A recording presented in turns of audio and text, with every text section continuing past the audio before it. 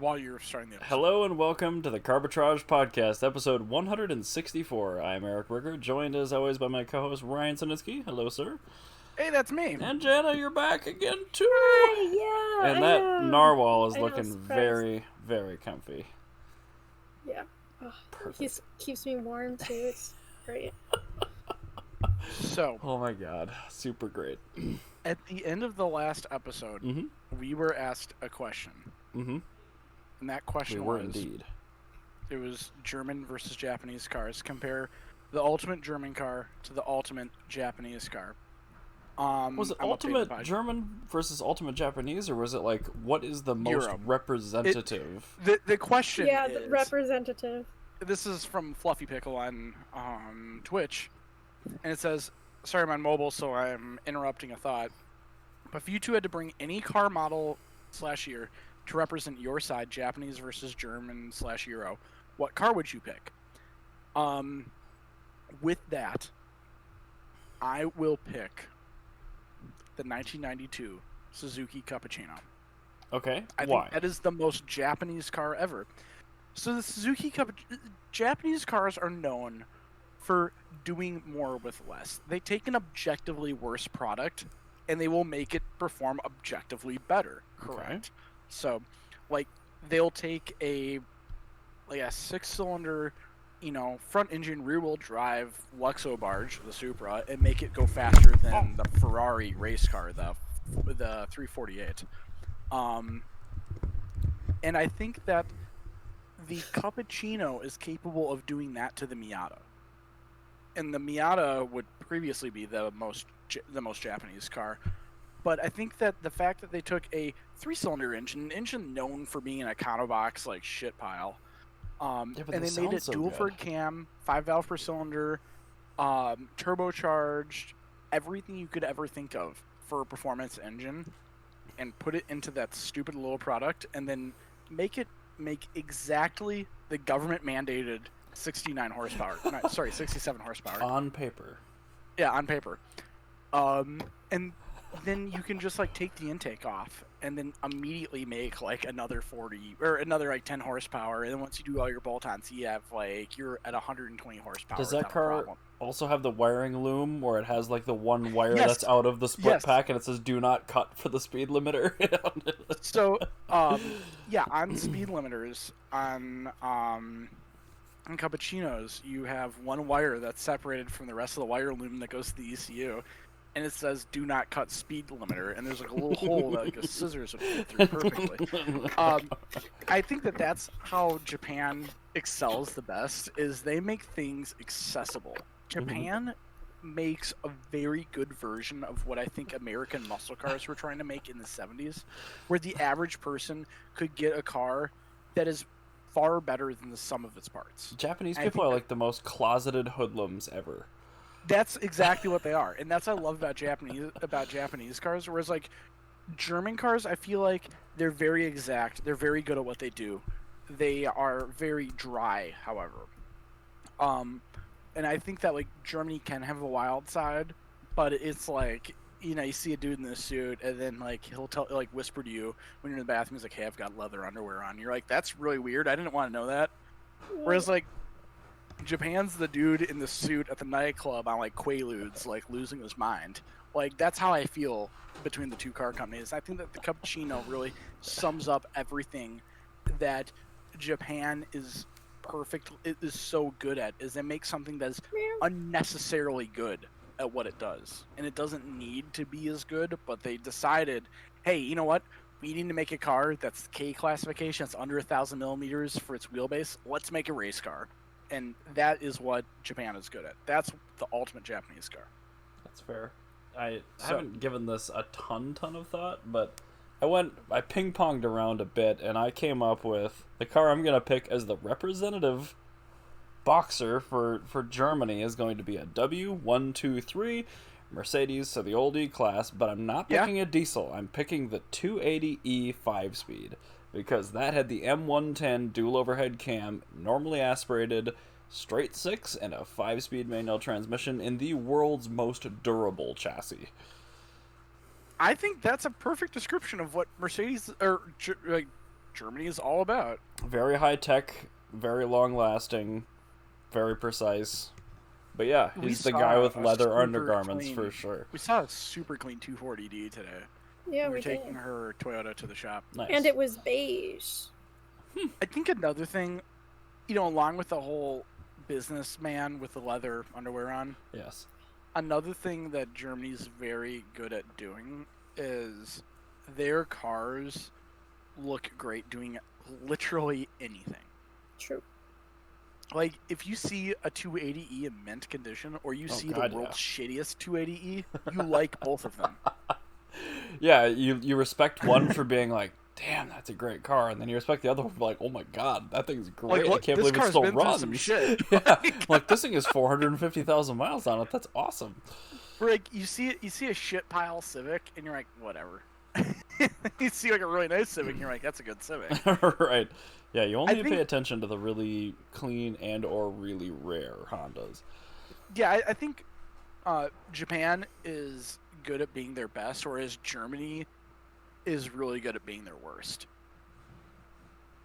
Where they'll be able to take the hit. They'll be able to, be in their car can be in a situation where a Japanese car just end up at a junkyard, nobody's gonna care. But like you see a W123 in a junkyard, you're like, what the hell happened? I know, like I want to know the story behind how that car got here. Also, if you're walking through the junkyard and you're like, what's the coolest car here? What's the best looking car here? And you could have like the world's greatest, like you could have an EK9 Civic Type R in a junkyard, and you'd be like, it's a EK Civic in a junkyard. Like I expect that. Well, you wouldn't even know that it was a Type R because everything would instantly be torn apart. Yeah, it'd be totally stripped. But you see, like a W123, it'll be like that car will be perfect in the junkyard. And untouched because nobody knows what the hell it is. Yeah, nobody's coming to take any parts because every other 123 is in perfect condition. Yeah, you're like, this is the only one that's broken. Like nobody else broke their shit. Mm-hmm. Even like the seats. I think that's a very good representative of Germany. So Jana, what's your representative? Okay. So obviously, I'm talking about France. I'm shocked. Jana likes French cars. Have to do that, and it is the French national car, the Citroën DS. The DS. Okay. It's because one, it's freaking gorgeous. Yeah. Well, it is a goddess. You can't ignore the fact that it was so engineered so advanced that it literally saved the president of France. That's true. It could be stopped by a bullet. Like, just the history of it and its public image in France and just its beauty and its ingenuity, it's just, I think, like one of the most perfect vehicles, and it really represents France. Like, it's just, or at least French cars, because you could do the 2CV, but that's like but that's a Corvette and Camaro. Yeah, exactly. For America, yeah. So I think what we can all agree on is Germany's good at being shitty and Japan's really good at being good. Like, and France the worst, but the correct answer is France makes the best car. It is. It's like, that's just the correct answer. Because a lot of people, think of Le Car, which wasn't perceived very well in the United States. But kicked the shit out of the GTI in SCCA racing. The Le Car, the one year it was actually piloted in SCCA racing, it won like something like 80% of the races it was put in. Like, the Le Car was better than a GTI. Yeah, and like, I feel like if French cars were brought sooner and we would have gotten the DS and the Deux Chevaux, I think it would have been different. But well, we did get them. I think. Oh, true. I think the issue at hand, though, with the French car in America, though, I think that they did it too early. Yeah. I think that they should have brought those cars here starting in 1973, right when the Japanese were bringing their cars here, instead of trying to get in on the ground floor in the 50s. Back in the 50s, you were competing with all the British cars, all the German cars, and everything else. Yeah. I think that. And I think America was still American is best.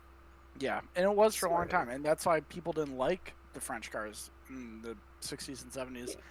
Is you give Joe Blow, the mechanic, who's used to carburetors, a fuel injection system, they're going to jump off the bridge. But mineral oil laden hydraulic suspension. Yeah, I mean, the French cars are fairly reliable, but they're not that reliable because nothing made back then was. So yeah, you're going to end up with a bunch of people that don't know how to fix their cars, dealerships that don't exist, mechanics that are pissed off, and then that leads to people, creating the fix it again Tony type of nostalgia about a marque, whereas like, really, no, your mechanic sucks. The car is actually really good because the rest of the world didn't have any problems, but Captain 1.5 burgers over here can't figure it out. By the way, I added a link to a picture of a cappuccino. I should have told you this when I was talking, but I did. But yeah, so I think that's a really good point. I think that the French should have put in more of an effort when the Japanese were coming here, and then we'd have French cars still. But, yeah, they did pick two pretty bad times because they tried to get in the 80s too, and that was like, well, you're competing against like the upstart Lexus now. Yeah. Well, not only that,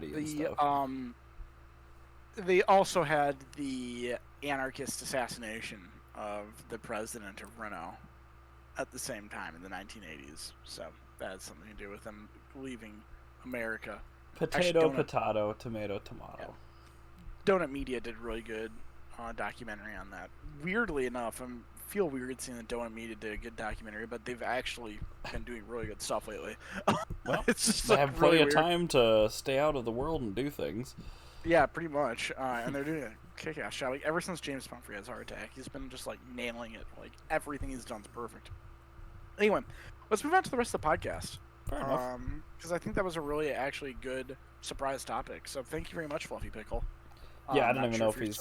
I don't think he still is, but either way. But, hey, that was an awesome question. No, we enjoy getting content from that. So if you're listening to this on the regular audio version, and you actually do want to contribute... You can do it through many, many means, but when we record these podcasts, typically on Saturdays at around noon Central, you can always hop into Twitch and give us suggestions. Yeah, what's our Twitch handle? It's EMT Tech. EMT right? Tech, yeah. I'm not going to change it at this point. So, BMW! They make really terrible 4-cylinders and V8s, but that's completely irrelevant for what I'm talking about. So, when my family bought the last... couple of brand new BMWs, they took advantage of a program called European Delivery. Yeah. What that is, and it's a program that's been around for a lot of these manufacturers. Mercedes does it, BMW does it, Porsche does it, Volvo does it in Sweden. But what it is you spec your US spec car the way you want it, and they actually allow you to have it built at the factory natively. And then you fly out there at a discounted rate, you pick up your car, you tool around for a week or two, you give the car back, and then they ship it to your dealer. So... Why would they get rid of that? I don't know. But I didn't actually read the article. Yeah, it doesn't make sense. That seems like something like you'd want. It's got to be a COVID thing or something. Or honestly, it's probably the fact that most of their vehicles now are built in Spartanburg, South Carolina. Yeah, probably. So, like, not a lot of vehicles that we can buy are even made in Germany anymore. But yeah, they give you a discount on the car. They give you discount airfare. They had essentially like an in-house travel agent, so you can enjoy your time there. And it was a really great time. So I'm not exactly sure. Again, I speculate it's that the cars are actually made in the United States now, and they really can't let you pick up your X5 or Karen, out in Germany. But it was a really cool program. It's been around for at least 40 years. But I guess they don't really make it anything. Oh, God. And there's an ad for an X5. Oh, gross. Yeah. So anyway, everyone else is still doing it, but BMW is canning their program.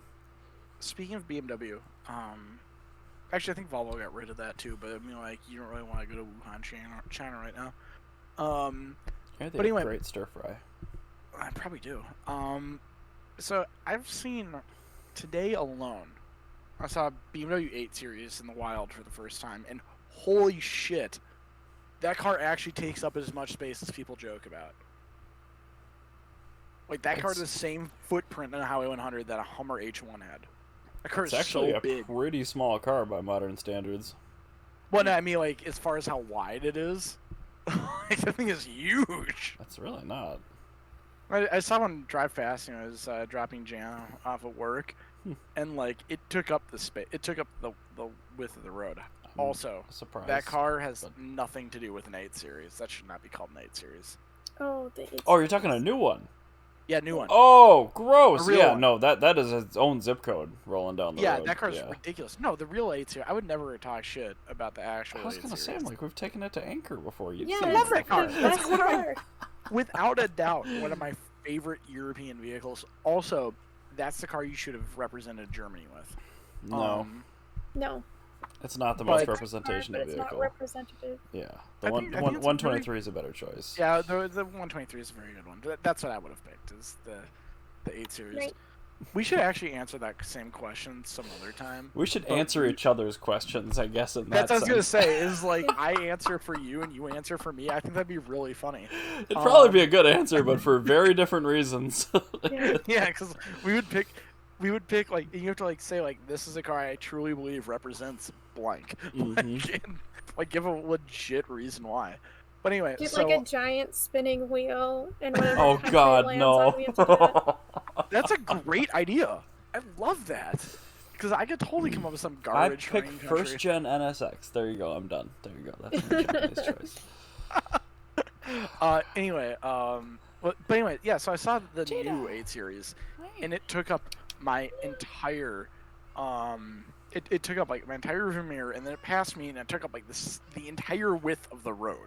It was so big. Yeah, I watched when I was down. Where the hell was it? Daytona. I think they did an unveiling of a competition M8 individual or something, and the curtain, like, you knew what it was. Like, there's nothing that is under a car cover that size that isn't an M8. Yeah, it's gonna be massive. The memes about all the race cars are just the most They're hilarious true. thing. Yep. That's not editing the car. That car's actually that big. Yep. I had never seen one before that. Like, Good. Have you ever seen one on the road? No. It literally takes up the whole road. Gross. It's like what? It's like in the opening credits of Star Wars Episode 4, the original Star Wars movie, New Hope, Okay. and you see the Tantive 4, the Corellian Corvette flyby, and then immediately above it is this gigantic Imperial class Star Destroyer, and that's what it's like. It's like the Tantive 4 is like a Hummer H1, and then you just see this massive BMW flying over it, taking up the entire road. But yeah, then I saw it. Then I saw an X7 today, and I saw an X1. No. It's just been a day of garbage BMWs for me. I'm really not loving that brand right now. It's just like every car I've seen has just been stinky doo-doo BMWs, and there've been like really good versions of their stinky doo-doo cars. I know. But they make like 3 good things still, but they're all old product at this point. So speaking of stinky doo-doo, did you know Ford makes synthetic poop? What? Yeah. Well, I mean, most of it ends up on market, so you knew that. You're talking about the Mustang? No. Apparently, they actually make to test their paint. At first first glance, yeah. I at first glance I read this on the drive, and it cut off before I saw to torture test paint. So all I saw was, did you know that Ford makes all kinds of synthetic bird poo, and then it just ... on my phone. And then I clicked on it, and I was like, oh, to test paint. I'm going to like, call that clickbait. Why not? Yeah, I just thought they were talking about Ford in general. I mean, that's an accurate You mean their statement. lack of cars? Their lack of anything good? But yeah, so apparently what they do is they take synthetic bird shit, which is bird shit, but just in chemical form, and they put it on paint, and they heat the paint up to 140 degrees to see how it'll react. What is this ad? Yeah. What? That's a weird Cycling ad. underwear. Okay. I don't have that ad. I'm just going to go back up. up to the top and leave it on that thumbnail there. That's really weird. It looked like a swollen monkey baboon shorts. It did. Really? Yeah. So, anyway, I found out that That's kind of cool that they tested for etching, though. Yeah, and you're right about they were just talking about Ford making shitty cars, but now I learned a thing today that wasn't about Ford's shitty cars. The things I learned. So I was dealing with an extremely noisy Modi. Oh, I thought you were. Oh, is he not getting enough He's attention? chasing Jada. He's fine. Anyway, this moving right along. This one's actually a submission from Scott for a topic, and it is titled "The Most Popular Sports Car Per Country," but it's not like the United States and things like that. It's Africa. Ooh, but can we guess what they are? Sure. Oh my God, yes! Tell me the country and then have me guess what it is. Okay. I will not look at the screen. Ghana. Ghana. Mm-hmm. I'm going to say it's going to be something weird and European. It is European. Is it a Fiat Coupe? Again, 2001 Fiat Coupe. No, more Teutonic and Stoic. Is it a BMW 2 Series? Yeah, BMW M2, 3, 4, and 5. Okay, all right. I was going to say, it's going to be like a weird version of an otherwise good car. But I mean, those are the only M cars other than the M5 left that offer a manual transmission still. So apparently, people in Ghana, they got some taste. Ghana's got their shit together. I think Ghana might be. Ghana is in my top 5 favorite countries. Like, period. Like, they've just got their shit together. Ghana's a really... I can tell you all about it for, like, an entire episode. Like, Ghana's the shit. I fucking love that country. Jamie went there. Apparently they have an extremely vibrant BMW car community there. So, all right, next one is going to be Kenya. Subaru WRX. Yes. They nailed it? A Subaru WRX and Mitsubishi Evo. Yes! You know why?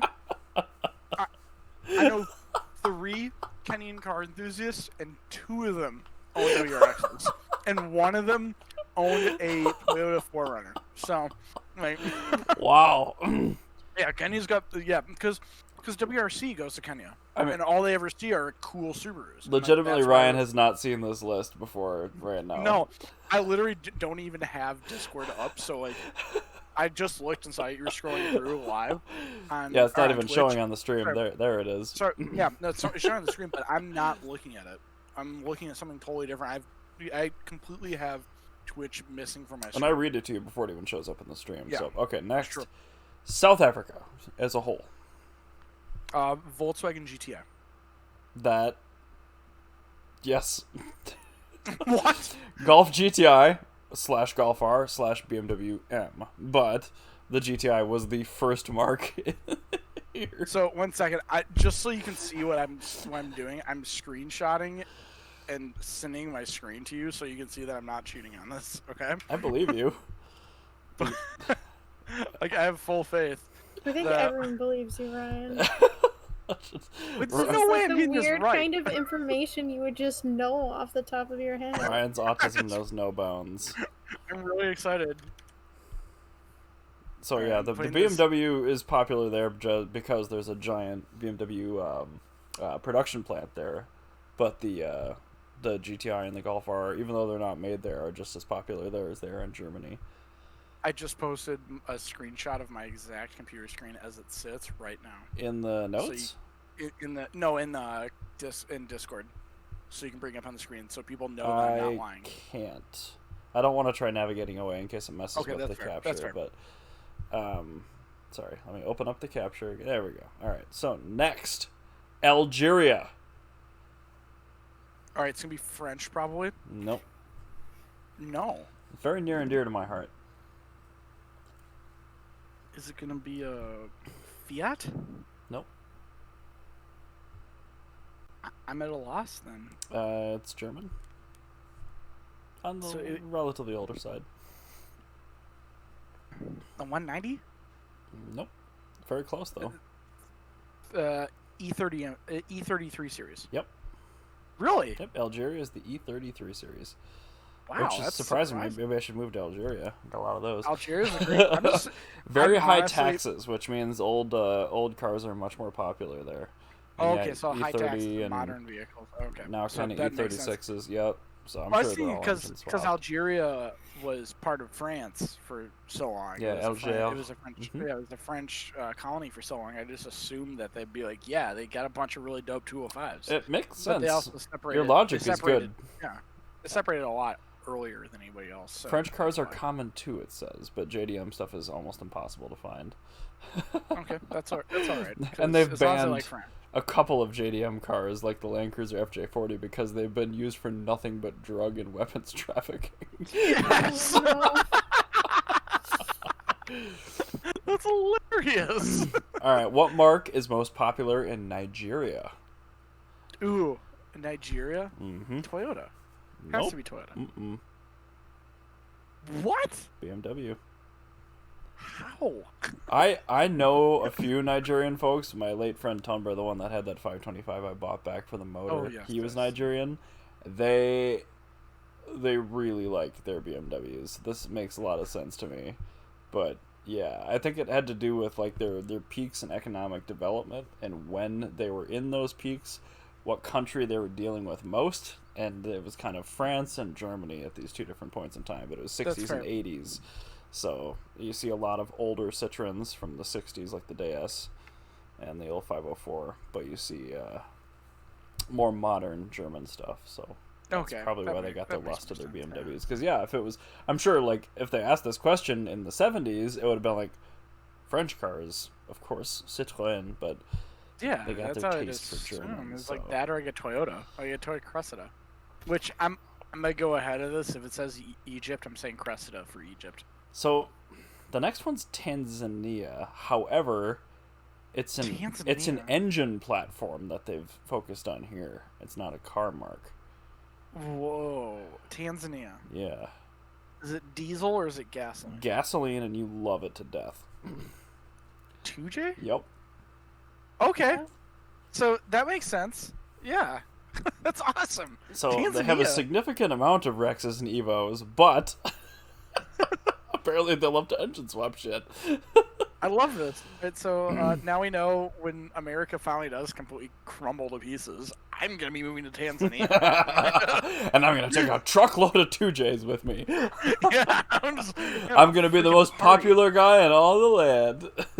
I'm going to be the king of Tanzania. It's going to be Okay, awesome. next one. Uruguay. No, sorry, no, Uganda. I'm fucking retarded. Uruguay. I'm like, wait, that's different. I was like, Uruguay That's a different part of the world. Central America. Yeah, just ignore me. I have a Gianna, spotted cow going into my gullet, so... Gian, what do you think about Uruguay? Or, sorry, Uganda. Fuck. Uruguay, Sorry, I definitely think that it's, the same as Mexico, but It'd be a Volkswagen, yeah. But Uganda, Yeah. what do you think about Uganda, honey?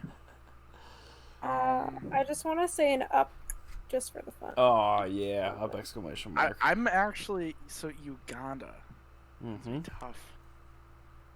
I'm going to have to go with German on this one. I'm going to say Mercedes. Japanese. What? Mm-hmm. Toyota, then. No. Surprisingly. What is it? Subaru Rex and STI. All right, that's fair. Subaru country, yep. There's also a notable Evo community, but Uganda's most comfortable Subaru. I keep forgetting that Uganda has... so pretty much the rule of thumb is anywhere that WRC takes place and there's no Formula 1 or anything else, it's going to be Subaru. Like, if your only exposure to motorsport is WRC, Subaru's going to kick everybody's ass. Yeah, you're going to start to lust after stuff that you can see actually kick ass, so that makes sense. And that's a... Uh-oh, Ryan dropped out. I'll wait for him to get back. The next one's Morocco. Are you back? Ryan. Yes. Okay, good. Next one's Morocco. Morocco? Mm-hmm. Morocco's super close to Spain. Sayat. Okay, so it's not a car manufacturer. It's a class of vehicle. A class of vehicle? Yeah, so like econo boxes, crossovers, hypercars, it's like... Well, they're not going to have hypercars. I think it's going to be... They've got rougher roads, so they like to have fun. I'm going to say like rally car homologation cars. No, it's actually supercars. What? Mm-hmm. Yeah, because they're Get outta pretty here. wealthy, aren't they? Because they're right on the Mediterranean. They must be, because 488s, 650s, 720s, Veyrons, Maybe that's where all the Chirons, shitty ones go. and then just That's really roads weird. littered with RS and M cars and AMGs. So, yep, apparently Morocco sounds like a fun place to visit. Okay, Egypt. Egypt is here. Is it a Toyota? It is not. I'm jumping off a bridge right now. I'm done. What is Egypt into? That's not a Toyota. It's gotta be something that you can easily be turned into a machine of war. That's also a very good taxi cab. But very, very good as a car. So it's either gonna be a Toyota, it's gonna be a Mercedes. It's God, I hope not a German BMW. hot hatches and like AMG M marques. Mercedes. Yep, AMG cars and hot So hatches. there you go. Yep. Yeah, that makes taxi sense. cab. That's fun. Yep. So all right, that makes sense then. Also, we can This is fly great. to Morocco for less than $1,000 right now. Jesus, That's that's wonderful. ridiculous. And then we Okay. can go rent like a really clapped out 355. Tunisia. Ooh, Tunisia. Tunisia. This is over by. It's right. It's right, but right between Egypt and Libya. It's very close to Europe. Oh man, this is not a great answer they have here. It's I'm more how people specify cars with options than anything else. Oh, do they like automatics? From this description, maybe. Is it a description of a car? No, it's No, they- I want to know. it's how people specify their vehicles. Oh fuck! I don't know. They're just What is it? notorious for heavily optioning vehicles. It's Oh just- really? Yeah. Just like every option in the world on your Uh-huh. garage. Yup. I would like the Is that like jolly what the option on mail my what's So it's a fully optioned out Seat. So yep. is what Fully it seems optioned like. cars on the high end purchases is key. Okay, that's fair. So, yeah, the cars I would buy is you buy the shittiest car you can with every option in the world on it, Mm-hmm. in hopes that one day it'll be collectible. Yeah, But That's you, fair. you want to That's- buy a stripper model anyway. Angola. 1 second. I can't remember where Angola is. I need to look it up on a That's map. fine. You can look it up on a map. Because okay, so that's It's Central West Central Africa, just north of Zambia and south of Congo.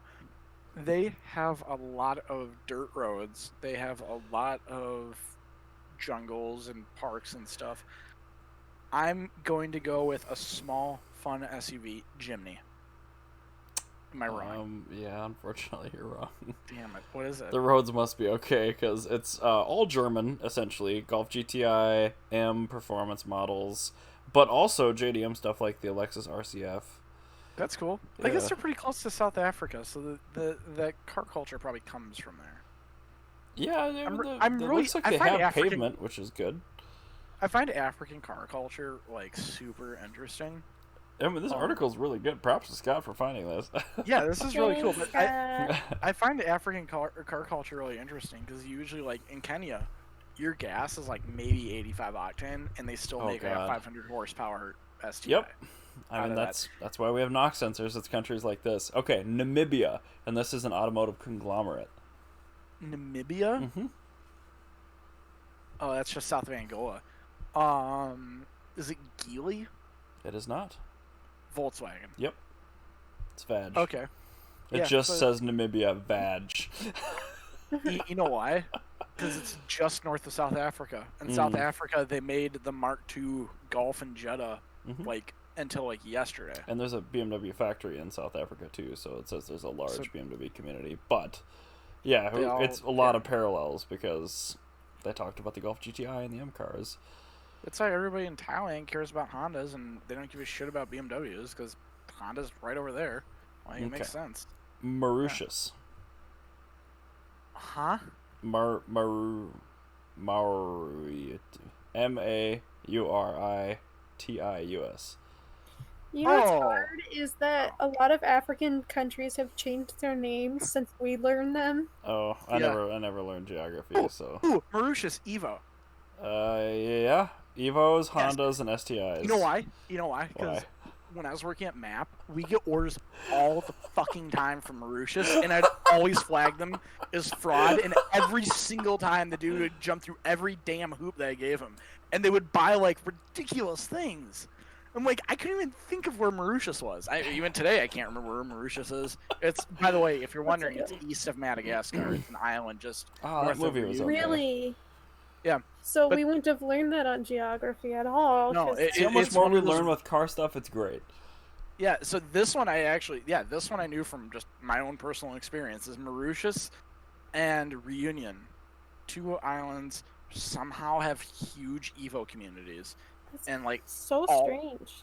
Yeah, because Mauritius has like, I think they've got like 20,000 people or something on the island, like some like ridiculously low number of people that live there.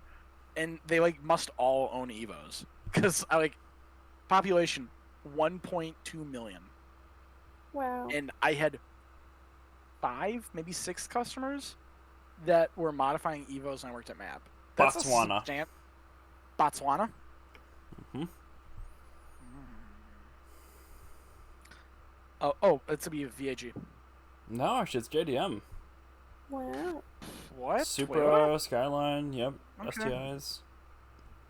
Weird. Mozambique. I can't explain that. Mozambique? Mm-hmm. That would probably be Japanese, right? It is.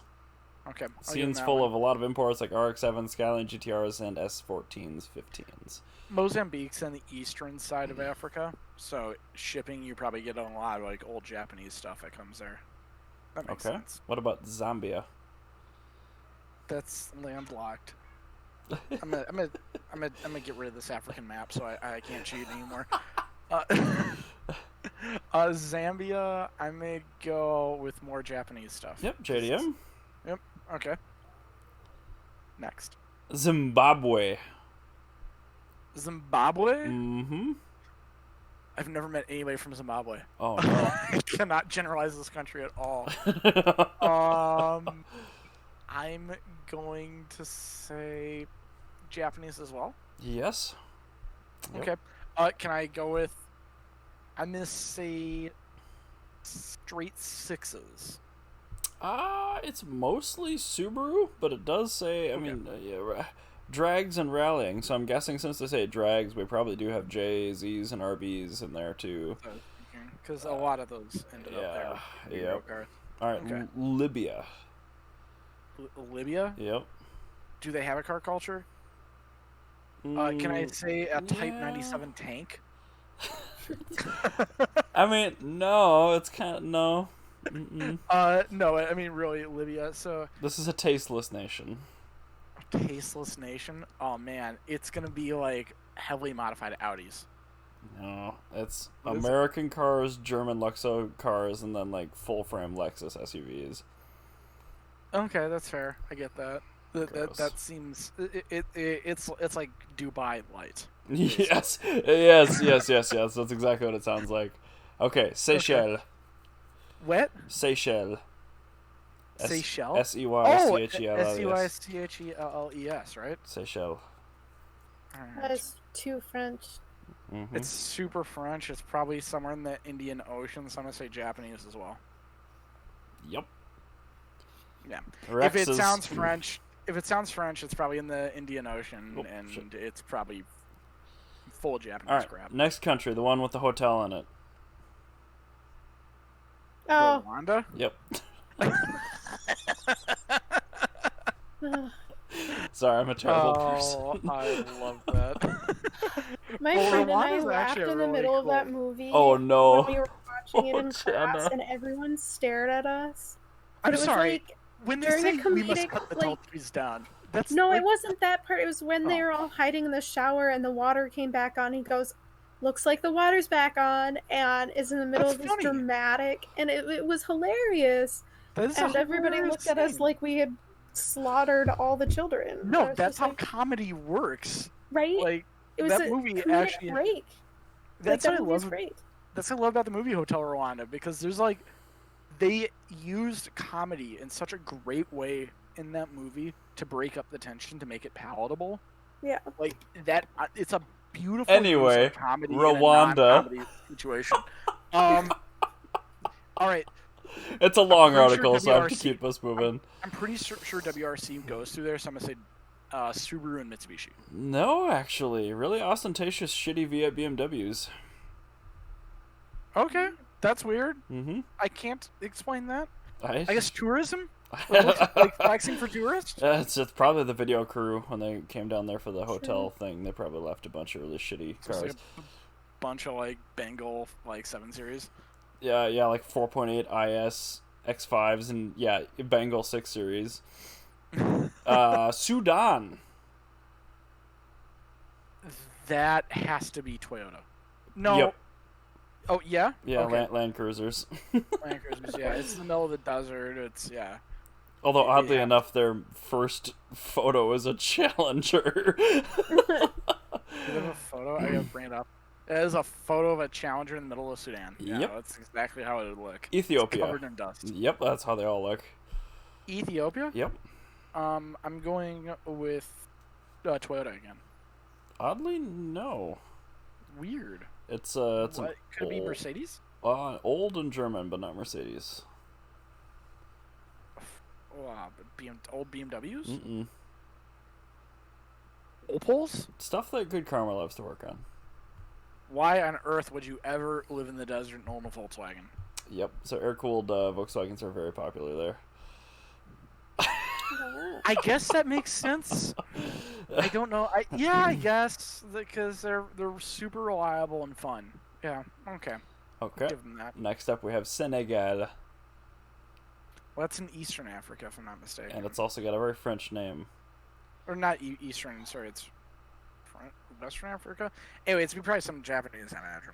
Amazingly, no. This is the first instance where we've seen French influence. Good. Citroën. Senegal is the best country in Africa. Their main apparently. photo I'm is so unfortunately a stupid Ghibli, but yeah, apparently Oh, the okay, there Citroën it is. Owners Club is the most Wow, active isn't club there. the most Western Aw. African nation. Also, did you know that there's a Republic of Congo and Democratic Republic of Congo? Yeah, you didn't know that? Honey, there's been so many versions of Congo. Like, I as the know. DRC, it was Congo. As Pepsi presents the Congo, it's been everything. Like, it's Pepsi presents the Congo. Holy shit. Okay. Cameroon. just Cameroon. Mm-hmm. When I think of Cameroon, I think of God. What do I think of? Man, I think of pickup trucks. I think of luxury SUVs. I'm gonna say Land Cruisers and G-Wagons. I think this one's kind of a cop-out on the article. It says, there should be a good amount of car lovers from here as well. We will update soon. It's almost all German and then American. That's really weird. Yeah. But I see I like would- M-Cars, Audis, and then I see Camaros and Mustangs. So I'm really interested in like how these things came to be. I think it's 'Cause they're- submission-driven. I feel like this is like like you can look at this as an anthropologist and understand more of like the subcultures of the youth of these nations. Especially when they had influence at certain points in time. I mean, it makes perfect sense. Like yeah, I think that something like that's like super interesting. Okay. Mali. Mali is in like the Sahara. So if this is not some sort of awesome SUV, I quit. It is not. You will have to quit. What? What? It's Why on it's earth would pony you- cars. Pony cars. Camaros and So they want to Mustangs. be Mad Max. I don't Do you know where Mali is? It's very landlocked according to this article, but no, I don't It's- know anything about geography. That's literally where Timbuktu is. It's like, full it's of in the middle. Camaros. It is full of Camaros. I'm just thinking of Like new ones or 100 old ones? Because old ones I was thinking Fifth Mad gen. Max. 5th gen. Deserts. Yeah, pretty late. so the new ones. Oh, What the no. hell? Yeah, I'm just Bumblebee and thinking- later. Yeah. So like No. I'm just imagining a What? bunch of Camaros that are just stuck out in the middle of the Sahara Desert. Like, just like People traveling High-centered through, they on got their sand cars dunes. high centered and they just left them. yeah, that's why they're so like sought after. It's not that they're sought after. It's just that like it's just full of all the broken ones, and now they're just buying more. All right, the next one is Cote d'Ivoire. All right, so that one's in Western Africa, so it's gonna probably throw me through a loop. I'm gonna say American in like probably like not Italian but French maybe. It looks to be kind of a hodgepodge. It doesn't define it, but I see like rally pedigree stuff. So I see Subarus, Okay. I see Evos, and I see like Audi Quattros. That's really weird. So they must have had WRC. Congo. All right, Congo.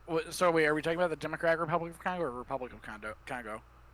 This is gonna be Whatever. My answer is Democratic the same. Republic. Toyota pickup. It looks like G wagons. So hey, there you go. Off-road trucks. I should have just said trucks. And that's the end of the article. Phew! Wow. Really, that's good. it. That was super long, so I'm glad that that's That was done. very What long. is the favorite car of Togo and Benin and Burkina Faso? They must not have car communities that responded They to have this. to. What is the car community of Somalia? That's the one I actually am super curious about. That actually would be Wowie. super great. Like, I want to know these Oh, things. Ryan, Like, write so it what down you're in the notes for the next episode. Do some research and tell us. So what you're saying is we need to go to Africa now. Yeah, Indoor maybe. touring. I'm sure going to Africa would be fun. Yeah, I would actually love to go to Africa. I think it'd be super fun. Let's start in Morocco. I'm gonna reach out to some of my African friends and ask them about Somali car culture because I'm very curious now. Like, I have no idea what that would be like. Because it's either be something that's super reliable, something that's super replaceable, or something that's probably would not be surprised if it was something based off of American hip hop culture from the large amount of Somali expats in America. Like, I honestly that's how a lot of car culture gets spread. So that's really cool. I'm really happy that we learned all this. That was super Yeah, it's duper pretty fun. neat. I had no idea that like JDM and Golfs were so popular in Africa. So, speaking of JDM stuff and Mhm. Subarus, it comes as no surprise to anybody that a Subaru GL can just dunk on an Outback in an off-road test, right? Like, totally just pull its dick out and just wreck an Outback. Because I believe the term is donkey punching. Okay. Yeah, like, Speaking of Subarus, look what I just. No, Digidash. ooh, Digidash, tight. Oh, that's mine. Fun. Oh, no, this is on someone else's. Oh, that's wonderful. Did you heart it? I will. I just showed you guys right away. So anyway, Ben from Japanese Nostalgia Car sent me this video of this 78 Subaru GL at EA71 doing an off-road test against an Outback. The video is like super cringy, but it's on Japanese Nostalgia Car if you want to read it or want to watch it. But basically, I just want to fast forward to like something where it's driving up some. you go about halfway through the video and we'll start doing that. But there's like videos of it trying to go up the hill, and like this Outback, the CVT starts overheating and just kills torque to it, and it like has to crawl up this hill. Whereas this like the Subaru, the kid that's driving it like has no idea how to drive off road, and he's just like, all right, I'm gonna take it slowly and see what happens, and like it runs out of torque, of course, but then he backs up, he just guns it up the hill, and the Subaru just flies up this hill without a single issue. And doesn't like damage anything. It just like takes it like a champ. Whereas this Outback's like sitting there like sweating and panting, like ready to die. It just goes to show the superiority of literally anything else compared to the CVT To a transmission. CVT Outback. It's just quite literally the worst transmission in the world. So Man, That, that 78 DL is awesome. That old Subaru nose is just it's like the world's amazing. cleanest Subaru. We were a little bummed out. It was that, pretty rusty under the front there when I just saw that, but yeah. That's how they all look. Okay. So, my Oh, my that is video's so back. cool. Yeah, I see that. Welcome back. It comes and goes. That's what she said. And I couldn't see we were doing the Africa thing because I was blocking the screen. But yeah, no. So yeah, Subaru. They're now selling more cars than ever, and now they're all shit. Mm-hmm. Well, certainly So- compared to the old ones, yeah. Yeah, because that's actually a properly good car. Like the only thing I can fault the EA71 Subaru on is it's got a really weird body line right at where the B pillar is. Like the doors bend down towards the pillar, and it's a super weird thing. Well, it also has a not terribly reliable engine family. Well, no, the EI-71 is actually reliable. That one is like solid for a car of that era. Okay. All right. It's just when they made the 81, and God forbid you end up with the EA-82, and those are real shit. I guess, yeah, small displacement, and that might have been closed deck and stuff like that, so it probably was okay. Yeah, I mean, there's small displacement, and then, like, they didn't make a ton of power.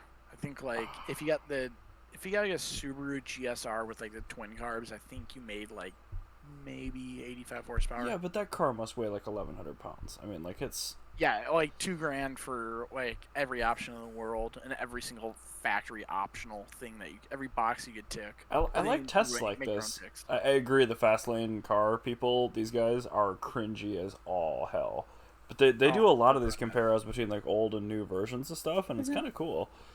Just the people that do it themselves. Ugh, it's so tough. It's really tough to watch. Yeah, it's like they're really cringe. Like their production value needs some work too. But anyway, I think what I said was CVTs suck, and this is actual documented proof that a CVT is hot garbage in every way. We knew it already, but yeah. But now we have proof for Mom. That's true. So, that's true. Anyway, I'm not gonna take it up a mountain. We know. So, but you are going to drive up an icy driveway. Correct. It's not going to enjoy that. Yeah, it's going to overheat either way. It's just like the circlip popping out of an early Rex. You're going to have problems. So I want to talk briefly about something that isn't actually news, per se. So I bought a 1987 BMW 325IS, so the two-door coupe. It was that's the red one. House right now. It is actually in front of my house right now. I was driving up to go spot a neighborhood that I saw a house in yesterday, and I drove past your house. I was driving up Mound Boulevard, and I'm like, wow, Eric's house looks like a drug dealer's house. But anyway. The drug dealers are actually across the street, but yeah. It's shocking. This car, so I just had John detail it too, and it turned out really great because it was single stage paint, but it was a one-owner car, 109,000 miles. I did an engine swap on it 5 years ago, so I put a 95 M3 engine in it for the owner. And that's wonderful. It never quite ran right, so he made the decision to buy an engine and bring it to me instead of using one that I knew about and had already. And it was rebuilt by a local guy that's reputable, but he must not have done something right, because it's always just like it hasn't cold idled well, and like the variable valve timing just doesn't work properly. So anyway, like when the engine was originally put in, when I put it in, yeah, okay. So it never ran right, and we spent money trying. But anyway, I own this car now, and I'm just like, well, it's really nice, and I've been fixing the little things that have deteriorated and just haven't been looked after. So I'm gonna try to make it a pretty good representation of a 1987 325 IS, because the interior is great, the exterior is great. That's a very good way to do that. Yeah. So what I'm gonna do is I'm gonna put a 12-valve inline six back in the car. So something that I took out in 2014, I'm gonna reinstall. I don't suppose you have the numbers matching engine, or that anybody cares. I don't, and they don't, luckily. But I did have a correct M20B25, they call it. It's a 2.5 liter, 12 valve, like I said, inline six. This is back when numbers meant something.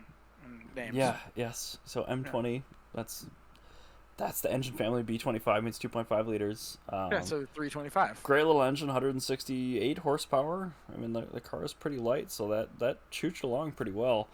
I actually had one that I took out of my late friend Tunbro's 525 when I found it on Craigslist all beat down.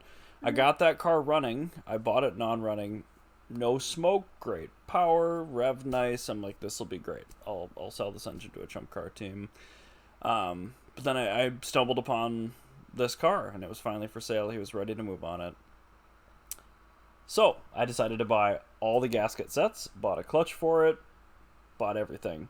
Decided probably smart to take the head off, do the head gasket, just really freshen it up to give this car that's appreciating in value like crazy, a better on paper, like I tried a little bit with this engine. So unfortunately I pulled the head off. And the number 3 and the number 5 bores have got some pretty deep scoring in them.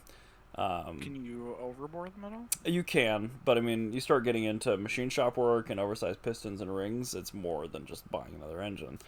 So I could have just tossed it in because it didn't smoke and it made good power, but didn't quite sit right. So where I'm going with this is I actually contacted a friend of mine that still works at the BMW dismantling shop that I used to run for 3 years. Yeah. And I asked him if they had a 1988 528 or 325 engine, because that was the 1 year where they put the 2.7 liter bottom end in there, but it actually had the compression ratio of the 2.5 liter. So it's kind of like the leftover of everything, but you got the best of both worlds, where you could just put the high revving top end on this big bottom end and you're making 185 horsepower instead of 168. Okay. He said no. I asked him to double check, and I'm like, are you sure? Did you check the pallet rack closest to X adjacent to Y? Next day he calls me, yep, it's there. So an engine I pulled out 5 years prior still has my paint pen written on the intake manifold. Hilarious. So I picked it up this morning.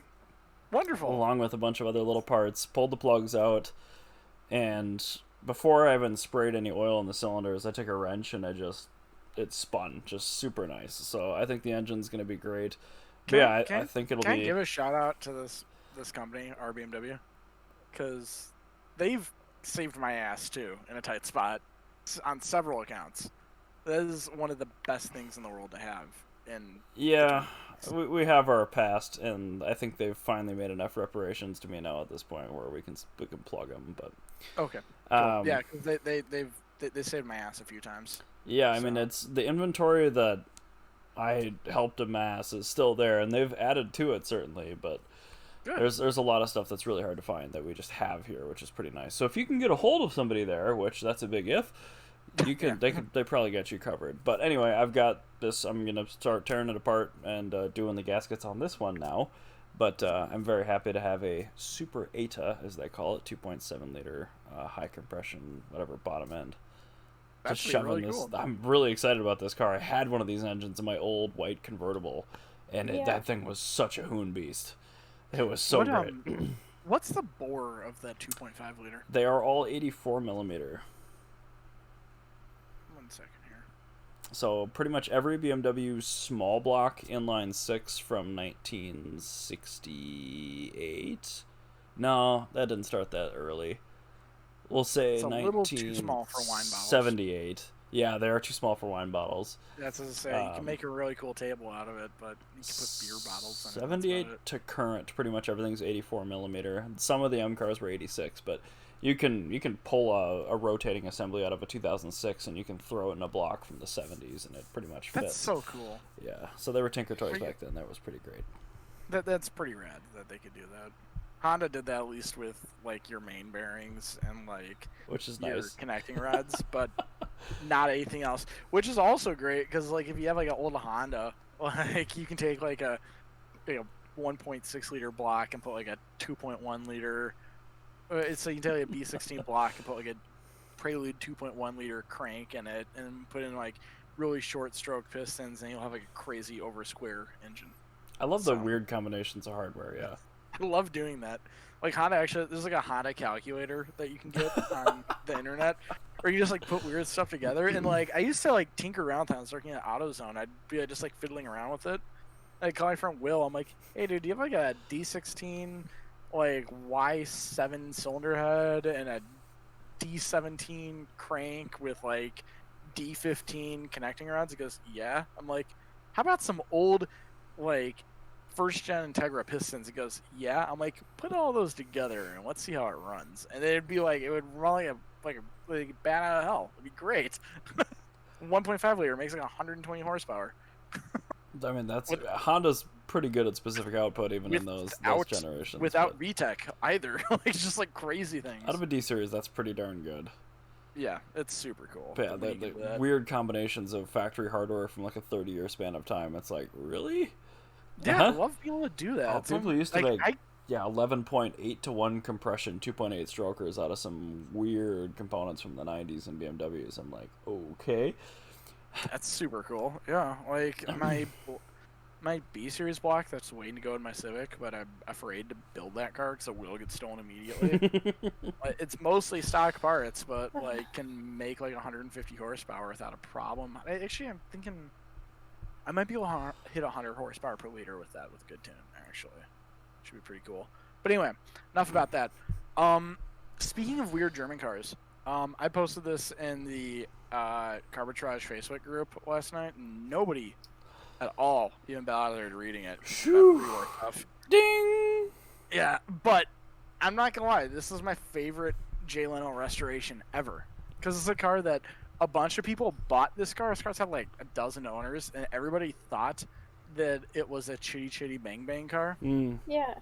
He also went into the backstory of Chitty Chitty Bang Bang, which is very funny. I saw this get posted on YouTube. I almost watched it too. Really funny. It's really worth watching because the TLDR of Chitty Chitty Bang Bang is that was a euphemism that soldiers in World War I would say for sex. Ah.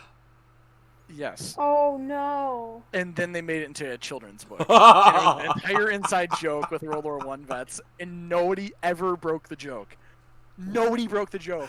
That's how you know they're the greatest generation. One of my favorite movies. And that's a euphemism for sex, and I love that.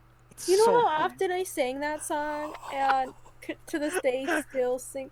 And do you know why? Like your great grandpa was like always like in the corner snickering. Like, my grandparents are dead. This is hilarious. But anyway, oh my god. So this car, everybody thought it was a Chitty Chitty Bang Bang car because it was made in the same era to race at the same track as the Chitty Chitty Bang Bang race cars, but this one was not. And so everybody get it, they go, "Ah, shit, it's not," and they just go get rid of it because they don't want it. It wasn't worth anything. But now none of them are worth anything, and nobody cares. So Jay Leno's like, "I love this car," and apparently I had like the world's worst hood on it, and so he took the hood off. It does not have a valve cover. It's a total loss oiling system, and it's got an engine that a farmer found in his field after an airplane crashed in it. Nice. And the farmer just took the engine and put it in his barn and covered it and hid it until the end of the war. And he's like, I made a whole lot of money out of it. And then at the end of the war, well, now there's like literally thousands of these engines with no home. And so now they're worth nothing. And so the farmer's like, well, shit. Sold it to the dude that built this car. He took a old Mercedes, like a 1908 Mercedes chassis in 1921 and put this engine into it. And then he named it after his wife. He named it Rabbit the First. His wife had a libido, apparently. So. Oh my god! This story is just getting too raunchy.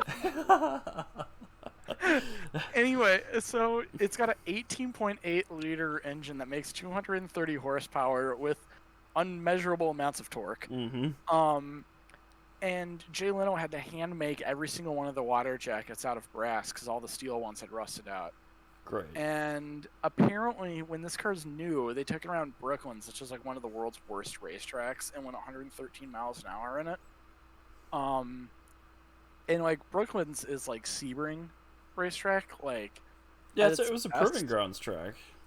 Yeah, at its best, Brooklands was like Sebring, where Sebring is like super rough coming into the last corner. Yeah, Sebring's like, not a terribly well-maintained facility. No, and that's how Brooklands was at its best. So like, there's like potholes everywhere, and the chain covers on this car, Jay Leno added. Oh god! So, like, apparently chains would just like fly off, and you have to go duck. Like, it was a death machine. I love it. And that's the shifter handle right in the way of the chain when the chain snaps right when you're shifting. It's a hilarious car. I love this. I don't understand the appeal of pre-war bullcrap, but because this is great. This is like slow car fast, but even more ridiculous. I love this so much.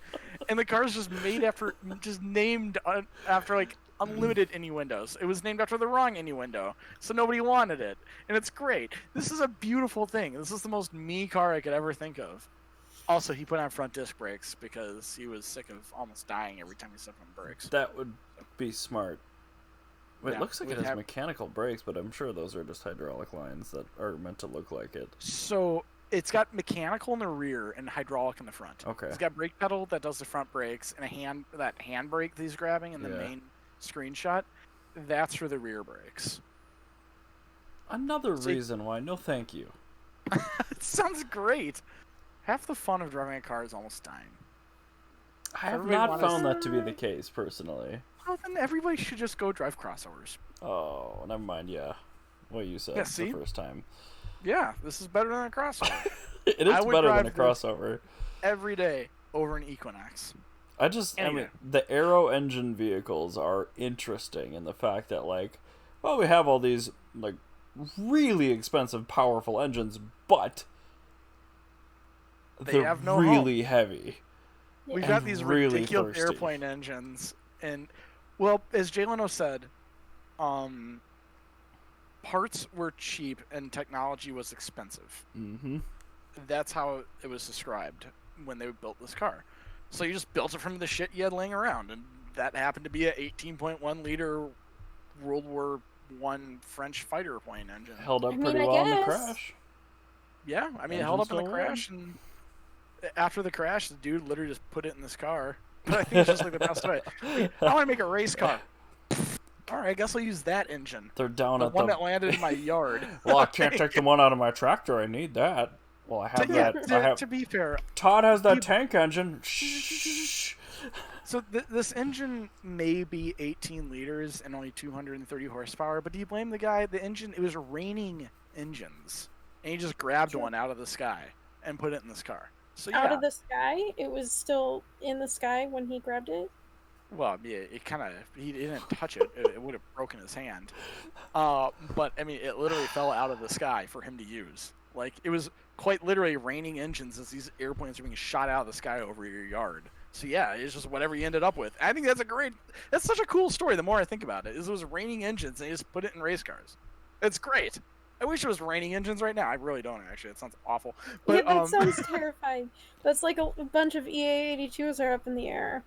Maybe experimental aircraft, yeah. But honestly, if it started raining engines now, they'd all have such encrypted engine computers, like we wouldn't be able to use them. Yeah, and they wouldn't last the crash like this one did. No, God no, they'd all be carbon fiber fins and this pass. But what I'm saying is if you had the ability to use an engine that was raining out of the sky to build a race car, why would you not do that? It's quite literally free. It's kind of a pointed question, but I see where you're coming from. Yeah, that's what I'm talking about. It's like, it was raining engines. Like, I'm sure they could have done a better engine, but this one fell out of the sky for him, so sure. Well, at least a better sized engine. You don't need an aero engine to drive down the road. You don't need an aero engine for anything, but here we are. Anyway, do you guys know what makes Corvette best Corvette? Dad jokes. Well, I mean, regular car reviews did a bunch. Doors that don't work well? Because that seems to be a common trend with Corvettes. So the doors work just fine on a C8, but as you can see by this here graphical representation I just put on the screen, this Corvette is best Corvette because they made the doors work less. God, so, boomers will be thrilled by this. They love their Boomer Corvette. They love going to their Boomer Corvette conventions. And now they've got a one-of-a-kind C8 because they spent $4,300 at a scissor door company called Vertical Doors, Inc., which is the reputable name brand one, to fit Lambo doors on their C8 Corvette. So this makes me so yucky. Also, the render is pretty funny because the steering wheel is still pictured in the door glass, even though it's folded up. So, I think it's got a fold-up steering column. This is what happens when boomers put Corvette things on not Corvettes. There's the steering wheel, just so you guys can see it. What? I don't want to. So, at first, I added this to the notes when I saw and understood at the time that GM was offering this option to fit scissor doors to the C8. I clicked on it, I'm like, ugh. I started typing, and then I read it. I'm like, okay, thank God, this is an aftermarket company that is offering a $3,000 kit, or $4,300 installed, to fit, let's just say, the last Lamborghini that sold with these, I think was the Murcielago, which stopped in 2009. So you're now dealing with something that stopped being cool more than 10 years ago. To be fair, I don't think they quit doing it because it wasn't cool. It's because Audi wasn't cool enough to do that. That's these doors are true. Properly cool. on Bertone designed vehicles, but not anything else in the world. This is entirely something that should be called. It's a Lambo door for a reason. It fits on Lamborghinis, nothing else. They should call them Bizzarini doors. Yeah. Because they belong on Bizzarini V12 powered Lamborghinis. Yeah, that's a good way to put it. Yeah, it's a Bizzarini door. We will forever now call these the door. Bizzarini doors. Yeah, there you go. I think it's a good way to describe it. By the way, I added a link to a picture of what happens when you put Corvette parts on a not Corvette. Oh no! Yes, bad things. Let me see what I can do here with this here link. You don't want this to happen. Yeah, exactly. You put Corvette wheels on your Tri-5, and just out of nowhere, a Grand Marquis comes and ruins everything for you. Actually, they make it better because he ruined it already. So yeah, those wheels are terrible. That Tri-5. I bet if he had poor Tri-5. Luckily, it's probably fixed. To be honest, I mean, and I'm sure everybody was safe. Yeah, body on frame, probably. Yeah. Luckily, they hit right between the A and the D pillar. It doesn't even look like the windshield broke. No, it didn't, which is like the big thing, because the windshield would have been wildly expensive. It looks like just the door. But yeah, with those wheels, I'm guessing it does have C5 running gear. My friend Aaron Dijon posted that from this group called The Things That Are Not Aesthetic. I said, this is what happens when you put those stinky-ass C5 Corvette wheels on a Tri-5. The only thing about this photo that's not aesthetic are those awful, disgusting wheels. And the paint job, let's be honest. Any metallic fleck on a Tri-5, you can just leave it. Yeah, the paint job's not my favorite, but I'm like, if I got a Tri-5 and had that paint and normal wheels, if I got a Tri-5 with that paint and the wheels off the Grand Marquis, I would feel better. Those are the coolest Grand Marquis wheels. Yeah, those are actually some of the coolest factory wheels ever made. But, I mean, like, those Corvette wheels need to go away and die. Yep. I can only hope that they were bent beyond repair in the accident. I don't think they were, judging by where the vehicle was and wasn't hit. But you're right, I'm sure that was fixed. Yeah, luckily the car is fixed. I'm sure everybody's okay. There's no ambulances in the photo. Amber lamps is There's a photo itself, so I think it's gonna be fine. And I think that Panther looks like it's entirely undamaged as well. Well, there are two Panthers in this photo. Both of them are entirely undamaged. Thank you. I even noticed the police car. So those two these awful Corvette wheels. God, those are so disgusting. The picture is actually mirrored too. The police is written wrong on that car. Oh, wait, what? Yep. Oh, I suddenly feel bad because somebody might have actually been hurt in that. No, it wasn't mirrored. Yeah, they're fine. Well, there's no seatbelt since they probably got launched into safety. So, anyway, ejected. Not ejected, but probably safely in the passenger seat, not hurt at all. So. Safely moved out of the vehicle. Safely moved out of harm's way by the lack of seatbelts. Thank you, Tri-5, for doing your thing. Yeah, thank you, 1950s safety. Ooh. You actually paid off. That guy would have been in a tight spot had he not been so safe.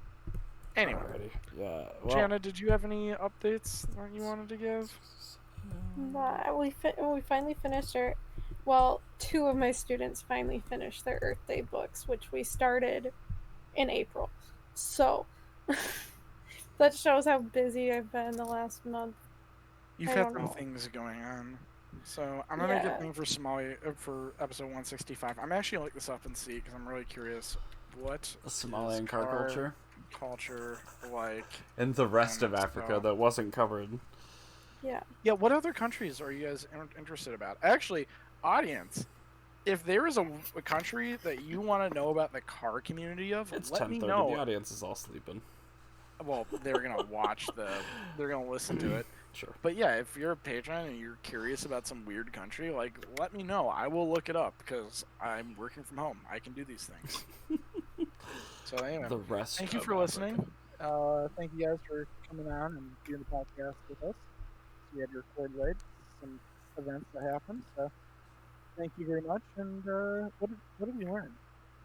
Ryan, you sound like you're talking through a Packard Bell microphone from 1993 for some reason right now. Oh no, that means my... Oh, it fixed. No, it's good now. It's fixed? Yep. Okay. It's just when you were looking down. Right now? That's weird. Yeah, what'd you guys learn? I learned that people think it's a good idea to let their children roam unsupervised on private property right next to the highway. That's a thing that you learned. Yeah. Had to deal with that today. That's why this is so late, because not only did unfortunate events happen this weekend, I had to go yell at children for playing on private property and stealing our bird For feeder. having a childhood. So, I learned that the western bean cutworm, which is the typical moth that you see in Minnesota, is actually a really awful pest for corn farmers. That's the most Minnesotan thing you've ever said. That's the most what? Minnesotan thing you've ever said.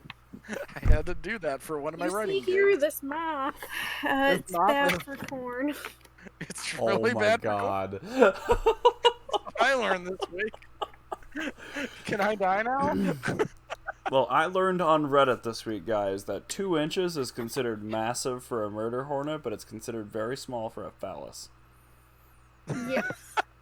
Yeah, those are two things that are very true. So there you go. Here you go. You come to Carbitrage to learn how many halves of a hamburger it takes to get to low orbit. And what that was the last episode. That was last episode. Yeah, that was the last episode. And then you also come here to learn why the western bean cutworm is a pest. And where 2 inches counts and where it doesn't. Yep. Exactly. And what the favorite carve Angola is. Oh my god. We will catch you guys next week. Thank you so much for listening. Bye-bye. Bye.